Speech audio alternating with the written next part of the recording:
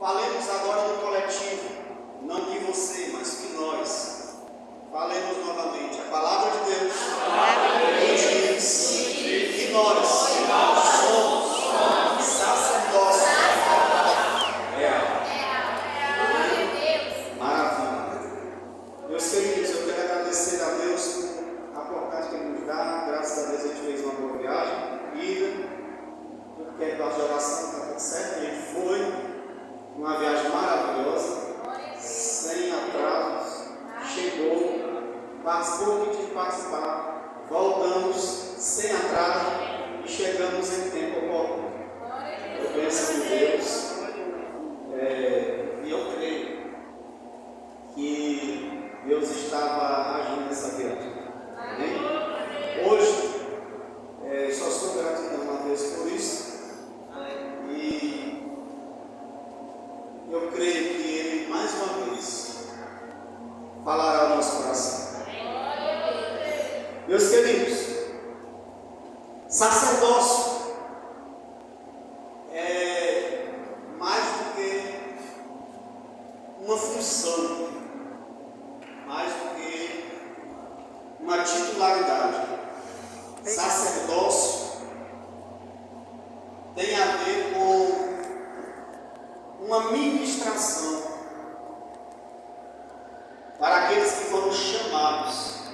Isso no Antigo Testamento, foram eleitos por Deus para exercerem dentro do tabernáculo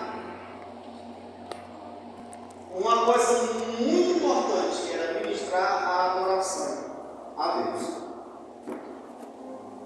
O sacerdócio não era para todo mundo. A Bíblia diz que dentre as tribos de Judá, Deus escolheu os levitas.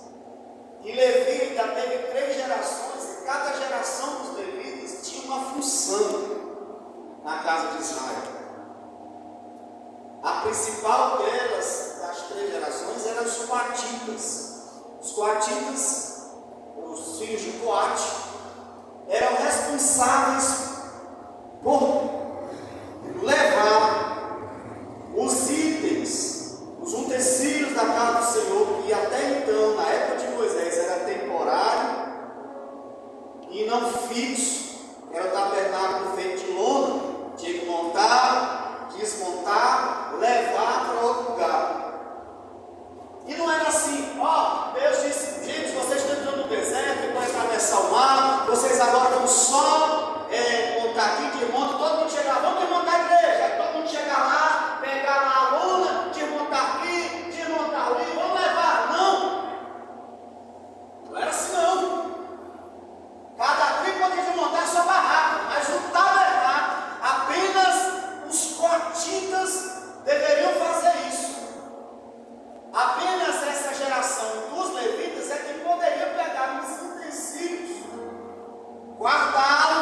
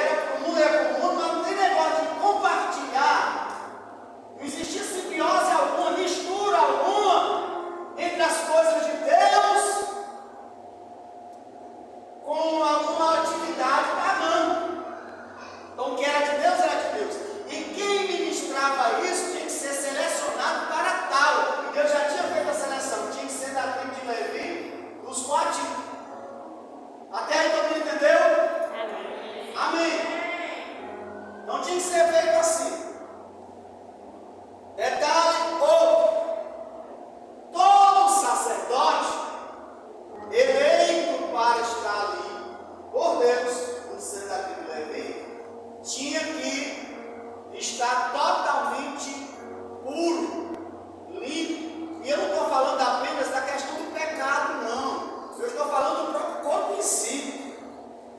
Estou falando literalmente. Você tem ideia como o negócio era tão sério que ao redor do templo tinha um raio, ao redor do templo de distância, que ninguém podia nem pecar ali, porque era impureza. Tinha na lei de Moisés a ordenança. Gente, Deus ficava preocupado até com isso. Você já imaginou o tempo que eu tinha nem banheiro dele, porque não podia colocar água ali? Você nunca parou para ver isso aí, não, mas lá no Levítico está dizendo que até isso tinha que ter uma distância, não podia colocar ali coisa imunda perante Deus, não podia ter. Então o negócio era sério, e bem sério. Eu vou chegar lá. Estou falando era do ponto de vista daquilo que era liturgicamente colocado no passado. Preste atenção. Aí o sacerdote tinha um tanque bem na entrada do templo, que ele deveria, antes de entrar para cá, fazer o quê? Lavar-se, fazer asepsia no seu corpo total, depois de higienizar tudo, deixar tudo limpo, não ter nenhuma sujeira. Aí ele vai colocar a estola sacerdotal, a éfode de linho finíssima, azul, colocava sobre o seu corpo. Aí ia colocando os elementos, aquela manta torácica que tinha um urim, tumim, as 12 pedras, cada pedra representando uma tribo de Israel, e em cima uma mitra, aquele negócio colocado na cabeça do sacerdote, com a inscrição na testa: santidade ao Senhor, condição com a qual ele deveria sair daquele primeiro ambiente e entrar no segundo. Ele não poderia entrar sem esse item na sua testa, e nem tampouco sem ter se purificado. Se fisicamente tinha que ter essa purificação, quiçá no mundo espiritual, ele tinha que estar limpo mesmo. Ele tinha que se preparar para entrar. Isso era a função de quem? De quem? Não está quem? Era a função de quem? Sacerdote.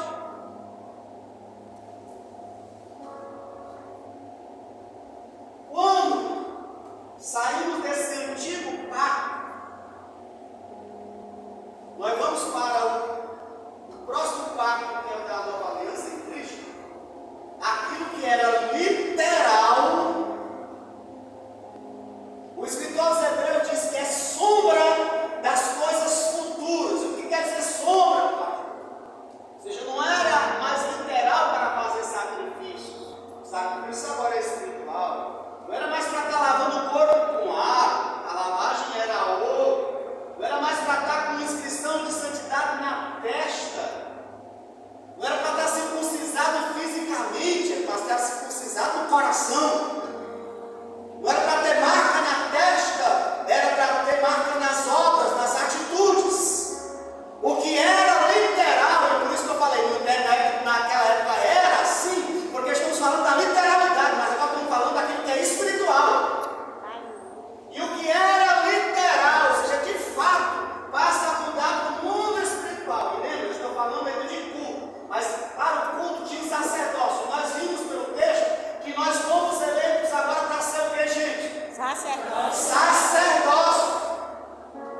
Para exercer o sacerdócio. Mas como era assim? Todo mundo tinha como entrar, lembre-se, tinha uma tribo específica, só podia ser um povo celeste, não podia usar os itens para outra coisa, era tudo muito puro e tinha um povo específico, tinha uma separação entre o santo e santo e santo.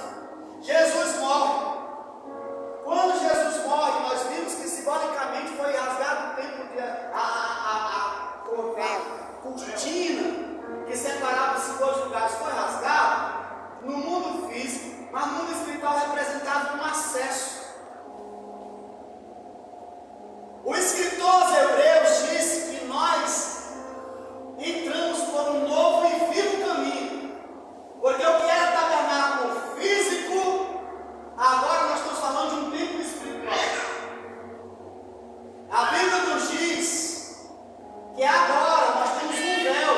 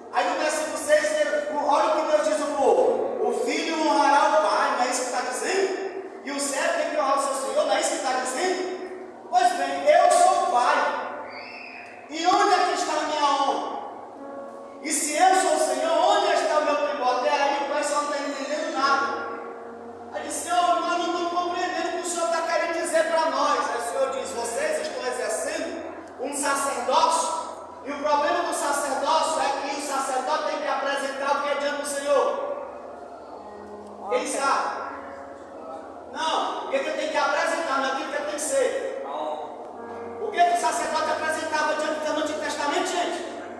Sacrifício. O sacerdote tem que apresentar sacrifício. E Deus está dizendo que está tendo um problema ali. E alguém pergunta, Senhor, como é que está tendo problema? O Senhor disse, o seu exercício de sacerdócio está com um problema. Qual é o problema? Se você continuar lendo o texto aí, ele vai dizer, o problema é o seguinte, vocês estão trazendo uma oferta, e quando chega diante da oferta, eu tenho rejeitado, porque ele usou o exemplo de Caim, de Esaú, Jacó, o exemplo do menino lá do início. Deus amou um, rejeitou outro. Caim e Abel. E aí Deus está usando esse contexto e vai dizer, está tendo um problema aí, as pessoas não entendemos ainda. Bom, vocês estão trazendo uma ovelha, vocês estão trazendo um bode, vocês estão trazendo um touro. Só que o que vocês estão trazendo é defeituoso. Que era isso? A ovelha que era para trazer para o altar não podia ter mancha, não podia ter ferida, não podia ser, tinha que ser criado por quem estivesse oferecendo, tinha que trazer para o altar como uma melhor. Não podia ser isso, não. É isso aqui que está bom, isso aqui não está bom. Senhor, está aqui o meu melhor para ti. Está aqui o meu melhor para ti. Só que isso era o que as pessoas diziam com o quê? Tá bom, mas quando você olhava para o animal, o que se enxergava? Defeito no animal, doença no animal, o pão que era para ser bom, estava todo embaralhado. E ele dizia, Senhor, está aqui o nosso melhor. E aí o Senhor disse, como assim? Isso aí é o melhor mesmo, tem certeza? Aí sabe o que o Senhor vai usar? Uma comparação. Olha o texto novamente. Qual é a comparação que Deus vai usar? Ele vai dizer, presta atenção, você vai lá para a casa de uma autoridade, você vai para um pessoal aí você vai dizer para ele, olha, nós estamos oferecendo para o Senhor o melhor, tá bom? Nós estamos enviando aí para ti o que nós temos de melhor. Aí o Senhor vai dizer assim, se você apresentar isso para uma autoridade, se você apresentar isso para alguém que é eminente na sociedade, dizer assim, é o nosso melhor, ele vai aceitar isso? Você vai ler o capítulo. Ele vai aceitar? Porque a ordem diz é para honrar o pai. Pois bem, eu sou o pai, vocês estão me honrando, é isso que ele está questionando. Se eu digo que é para me oferecer assim, você está me oferecendo isso. Eu digo que é para oferecer X, vocês estão me oferecendo Y. Isso é adoração? Não! O sacerdócio que vocês estão exercendo está defeituoso. E eu ainda não estou entendendo muito isso.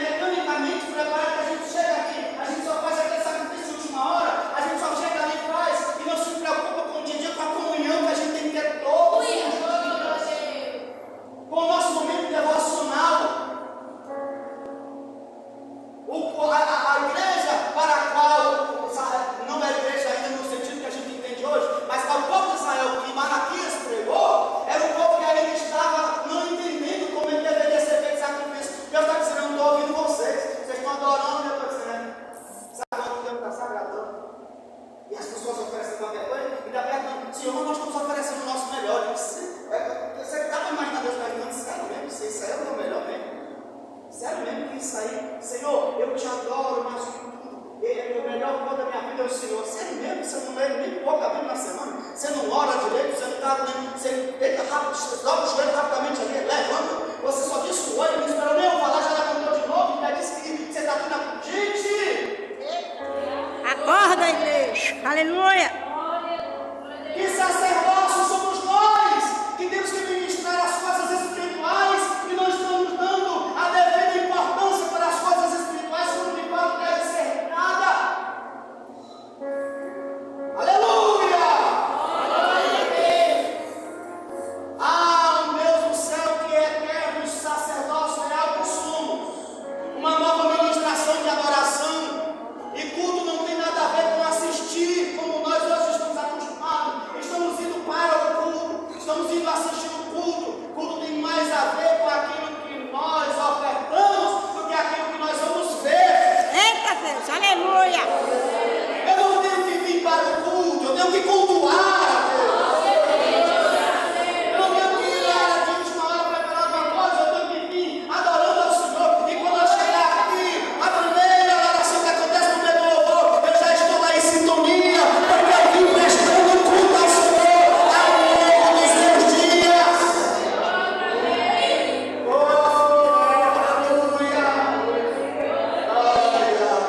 Aleluia! Aleluia! Culto tem a ver com não misturar aquilo que é de Deus com aquilo que não é de Deus. Nós estamos relativizando as coisas e dizendo que tudo é normal, mas como o pastor disse bem, ainda que no meio da mensagem da pouco, ainda acontece no dia de hoje, porque Deus 13:8 nos dá uma afirmativa forte. Deus é o mesmo ontem, hoje, para sempre. Então Deus que exigiu dos levitas essa adoração genuína é o mesmo que hoje diz: vocês são sacerdócio real. E eu não aceito qualquer coisa diante de mim. Ainda exijo santidade, ainda exige que se lave, ainda exige que diante de mim ele coma na ceia. Ele traz diante de mim com veste santa. É necessário purificar com água limpa da palavra. Oh, aleluia, para entrar diante do Senhor para adorá-lo. Oh, aleluia. Os amalequitas vieram contra o povo de Israel. E na época morreu Saul. E Deus disse: Saul, por meio do profeta Samuel: Saul, você vai ter que ir lá, destruir o povo amalequita, mata tudo, mate tudo. Por quê? Porque os amalequitas agiram contra o meu povo traiçoeiramente. Quando o povo de Israel saiu cansado de lá do Egito, atravessou o Mar Vermelho, estava cansado de andar. Os amalequitas vieram na surdina para tentar mesmo pegar o pessoal, enquanto o pessoal estava cansado. Esse povo não pensou no problema, não quiseram nem arma de guerra. Eles quiseram mesmo foi apagar Israel da história. Foi naquele episódio que Moisés subiu para o monte e teve que Arão segurar lá o braço de Moisés para o pessoal vencer enquanto o pessoal estava guerreando lá. Gente, foi horrível, foi terrível. Mas Deus disse: guarda isso. Eu apagarei a memória de Amaleque, porque ele tentou pegar o meu povo traiçoeiramente. Os anos passou, mas Deus não esquece não. Passou-se os anos. Quando chega o rei Saul, Deus disse: agora chegou a hora. Aí Deus disse, por meio de Samuel chegou diante de Saul e disse: olha, vai lá, destrói Amaleque que está fazendo. Eu não quero boi, eu não quero nada, eu não quero menino, não quero. Eu quero nada. Pode destruir a alma do Senhor, foi? Nada. Só que lá vai Saul guerrear. E eu encerro em 10 minutos.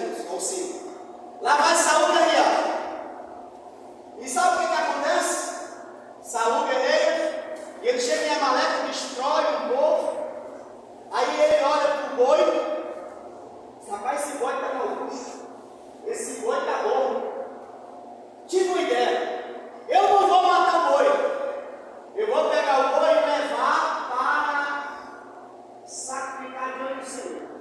Aí se o meu agradecimento por Deus ter me dado vitória em Amaleque. O rei Agag, não vamos matar Agag não. Vamos deixar Agag era o rei dos Amalequitas. Vamos deixar Agag vivo. Por quê? Ele vai ter que ver a humilhação. Vai ter que ver que o povo dele foi destruído e que o boi dele ainda vou levar. E Agag está lá vivo. Lá vem ele. Chegou lá na hora, e ele está lá, já era hora já para prestar o sacrifício. Ele sabe que tinha que prestar o sacrifício, era o sacerdote. Aí já vai adiantando ali, preparando o altar por conta dele. De qualquer jeito. Aí chega o profeta. Quem? Samuel. Samuel chega lá diante de Saul, e aí leva a guerra. Isso foi maravilhoso. Deus me deu vitórias, maravilha. Cumpri já da nossa Senhor, eu cumpri totalmente. Que mugido de boi é esse que eu estou ouvindo? Ah, você não sabe. Eu estou trazendo aqui para o Senhor. Eu cheguei lá, vai destruir tudo, mas quando chegar lá, tem aquele boi corre. Eu decidi, eu vou trazer para adorar o Senhor e vou sacrificar para o Senhor. Diz como, sabe, como é? Samuel, como é? Diz, não, eu trouxe o gado aqui para sacrificar para o Senhor. Não, calma aí, de novo, repita, você não matou o gado? Não, eu trouxe aqui. Você sabe, foi a minha intenção. Deus sabe da minha intenção. Deus sabe, foi boa intenção. Eu estava com boa intenção. Gente, a intenção dele era ruim? Não. Diga a resposta, por favor. A intenção dele era ruim? Não. Qual era o problema? Desobediência. A desobediência. Porque, não, mas eu adoro o Senhor do meu jeito, da minha forma. Não, menino. Esse debate eu faço do meu jeito, Deus vai aceitar do jeito que eu faço. Está errado, não tem amparo bíblico. Tem não, pastor, tem não. Deus deixou como é que ele cria o culto, o formato do culto, a maneira do culto. Tem os elementos do culto, tem muita coisa que vocês estão chamando de culto aí, que não é culto não. Deus deixou o que ele queria, o formato que ele queria. Agora que as pessoas dizem que com boa intenção vai fazer o reino, Deus não aceita. Cada do mundo ser trazido para cá do Senhor e ser colocado como se fosse algo puro. Tem muita coisa que as pessoas estão trazendo do mundo para cá do Senhor e dizendo assim, não, mas é para a gente ganhar o mundo. Está errado. Porque o que é de Deus é de Deus. Deus não aceita trazer elementos do mundo para a casa do Senhor, nem o contrário, levar os elementos da casa do Senhor. O último que fez isso foi Belsazar lá, dentro do rei da Babilônia, pegando os utensílios que foram levados para lá. E aí foi prestar um culto, pegou as taças que era da casa do Senhor, que era para botar lá, pegou o candelabro, as coisas foi botando ali, direito da festa, olha tudo de ouro aqui, igual coisa boa, ele estava festejando, do nada apareceu apenas uma parte da mão, escrevendo na parede, Mene, Tekel e Parsim, pesar de forte na balança e forte achado em falta. Deus estava dizendo, eu não aceito de trazer as coisas do mundo para cá. Então, Deus, tu és grande. eu sou sacerdócio dela. Eu tenho um culto a oferecer ao Senhor. E o culto tem a ver com aquilo que eu estou fazendo durante a semana. Fique de pé. Sei que tem muito, porque a palavra é grande, mas eu vou ficar nessa parte. Em outra oportunidade a gente conduz até chegar lá. Eu vou de novo. Eu sou sacerdócio. Eu sou sacerdócio dela. Como sacerdócio real, eu estou em um ambiente que eu preciso conduzir a adoração. Aquilo que era literal passa a ser espiritual. Eu não posso trazer algo do mundo para trazer para o Senhor. Então eu posso pegar aquilo que Deus me colocou para fazer para Deus e estar lá colocando para o mundo. Eu tenho que lembrar de outra coisa. Quando eu vier para adorar o Senhor, eu tenho que ter em mente que Ele ainda continua exigindo, como sacerdote que sou, que eu me lave. Lavar corpo na palavra. Lavar na palavra. Viver a palavra. Estar limpo espiritualmente. Porque ninguém pensa que vai chegar lá no outro lado do Santo e Santo, diante de Deus, sem santidade. A Bíblia diz: seguir a paz com todos e a santificação.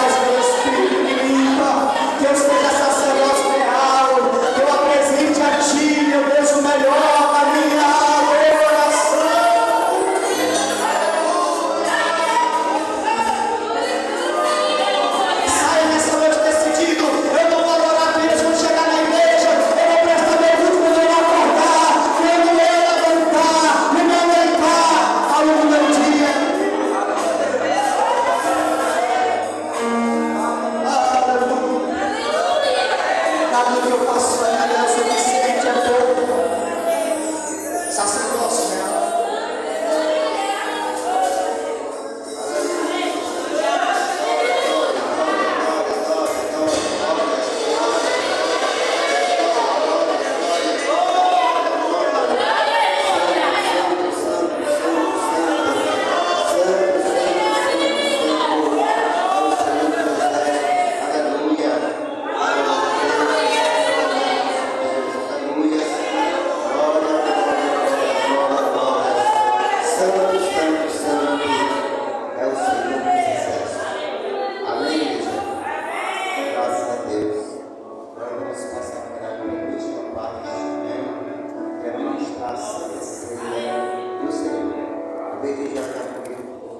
Já